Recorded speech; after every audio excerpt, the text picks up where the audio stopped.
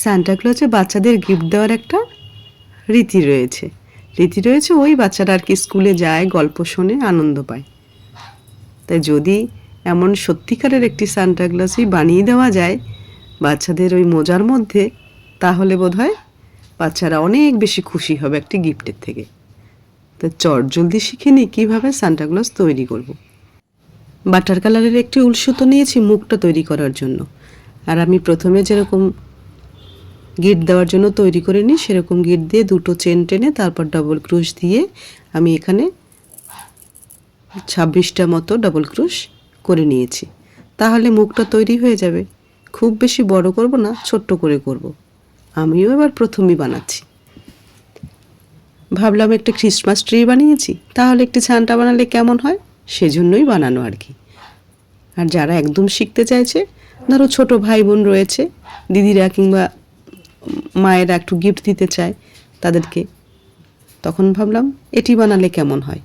যেমন ভাবনা তেমন কাজ। এই দেখুন, টান দিয়ে এভাবে মুখটা ছোট করে নিলাম। এবার এই যে এখানে সিঙ্গেল ক্রুশ দিয়ে আটকে দেব।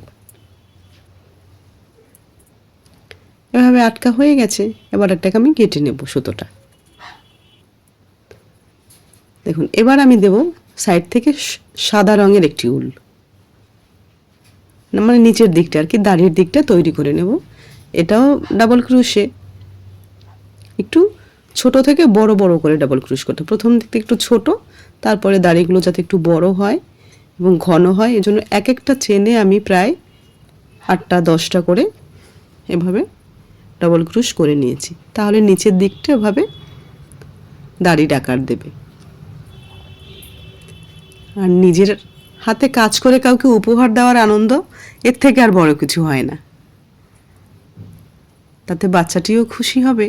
আর যদি চান যে না একটু ঘর সাজাবো ওই সময়, তাহলে ঘরও সাজাতে পারেন। দেখতে কিন্তু সত্যিই খুব সুন্দর হয়েছিল। পুরোটা কমপ্লিট হলে বুঝতে পারবেন। এভাবে আমি ডাবল ক্রুশ দিয়ে এই দেখুন ওখানে ছোট করে নিয়েছি, আবার এই যে ছোট থেকে আস্তে আস্তে বড়র দিকে করে নিয়েছি। এতে সময়ও তেমন কিছু লাগবে না, আবার কাজটাও শেখা হয়ে যাবে। ছোটবেলায়, মানে আমার ছেলের ছোটবেলার কথা বলছি, আমাদের ছোটবেলায় এই জিনিসটা ছিল না। ছেলে ওই স্কুল থেকে এসে 24 তারিখ একটি মোজা নিয়ে ঘুমাতো, সান্টা নাকি গিফট দেবে। তারপর একটু বড় হওয়ার পর থেকে দিদিদের কাছ থেকে জানতে পেরেছে যে ওগুলো আসলে পছন্দ অনুযায়ী গিফট দেয় বাবা মায়েরা। এই দেখুন নিচের দিকটা হয়ে গেছে। এবার আমি লাল রঙের একটি সুতো দিয়ে আমি এখানে টুপিটা করে নেব। আসলে কাজ করতে করতে কাজের অভিজ্ঞতা বাড়ে আর মাথায়ও অন্যরকম চিন্তা আসে। আমি এখানে 6টি ডাবল ক্রুশ করে নেব। সব কাজটাই ডাবল ক্রুশে হবে। তারপরে ধরুন 5টা 4টে এরকম করে করে 1টা অবধি পৌঁছাতে হবে। তাহলে কি টুপির মতো হয়ে যাবে ব্যাপারটা। দেখুন কি সুন্দর লাগছে। আর পরে আমি আমার যেহেতু চোখ ছিল না, সেই জন্য আমি কালো সুতো দিয়ে একটু ছোট্ট, যেহেতু মুখটি, কালো সুতো দিয়ে দুটো চোখ এঁকে দিয়েছি আর একটি নাক বসিয়ে দিয়েছি। আর তাতেই তৈরি হয়ে গেল। এই যে দেখুন টুপিটার মাথায় আবার একটু সাদা রঙের উল দিয়েছি, ভারী মিষ্টি লাগছে। এই দেখুন চোখ হয়ে গেছে। এবার একটি টুপি বসিয়ে দেবো। আর টুপিটি ছিল আমার ছেলের রাখিতে প্লাস্টিকের এইটি দেওয়া ছিল। কেমন হয়েছে ছানটা? ভালো লাগলে অবশ্যই পাশে